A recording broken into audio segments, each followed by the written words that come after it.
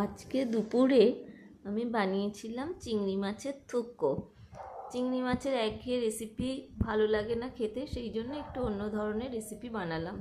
চিংড়ি মাছ এখানে আমি 250 গ্রাম নিয়ে নিয়েছি। খুব ভালো করে ধুয়ে বেছে পরিষ্কার করে নুন, হলুদ আর কাশ্মীরি লঙ্কা মাখিয়ে রেখে দেব 10 মিনিট। ভালো করে এরকম মাখিয়ে নেব। তারপর কড়াইতে সর্ষের তেল গরম করব। এবারে এর মধ্যে আমি একটা শুকনো লঙ্কা আর একটু মেথি, সাদা কালো সর্ষে মিশিয়ে নিয়েছি অল্প একটু, আর একটু মৌরি দিয়ে ফোড়ন দেব। ফোড়নের একটা মিষ্টি গন্ধ বেরোলে এর মধ্যে আমি গোটা একটা বড় পেঁয়াজ কুচি করে রেখেছি, সেটা এর মধ্যে দিয়ে দেব। দিয়ে খুব ভালো করে নাড়াচাড়া করে নেব।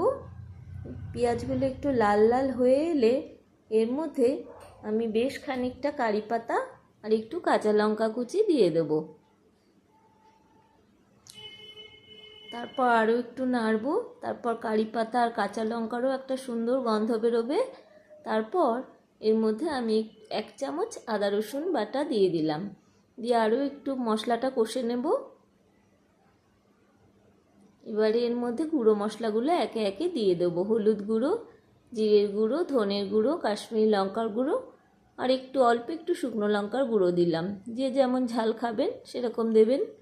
তারপর মশলা থেকে তেল ছেড়ে গেলে এর মধ্যে গোটা একটা বড় টমেটো আমি কুচি করে এর ভেতর দিয়ে দেবো।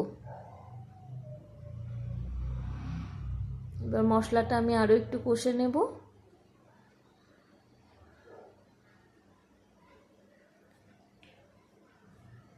তারপর না এর মধ্যে অল্প একটু তেঁতুল গোলা জল দিয়ে দিয়েছিলাম, একটু তেঁতুল ভিজিয়ে রেখেছিলাম, সেটা এর মধ্যে দিয়ে দিলাম জলটা ছেঁকে।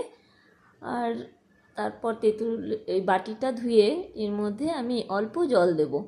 এটা একটু গা মাখা মাখা হবে। এবারে স্বাদ মতো নুন দেব। তারপর ফুটে উঠলে যে আমি নুন, হলুদ আর কাশ্মীরি লঙ্কা মাখিয়ে চিংড়ি মাছগুলো রেখে দিয়েছিলাম সেটা এর মধ্যে দিয়ে দেবো। দিয়ে ভালো করে ফুটিয়ে নেব। একটু 5 মিনিট ঢাকা দিয়ে রেখে দেব। চিংড়ি মাছগুলো তাহলে সেদ্ধ হয়ে যাবে ভালো ভাপে। 5 মিনিট ঢাকা দিয়ে রেখে তারপর ঢাকাটা খুললেই দেখুন কি সুন্দর সেদ্ধ হয়ে গেছে। আর ওপর থেকে একটু ধনেপাতা কুচি ছড়িয়ে দিলাম। ব্যাস, আমার চিংড়ি মাছের থুক্কো রেডি। আপনারা কিন্তু অবশ্যই এটা ট্রাই করবেন, খেতে খুব ভালো হয়েছিল। ভিডিওটা ভালো লাগলে চ্যানেলটি সাবস্ক্রাইব করে নেবেন।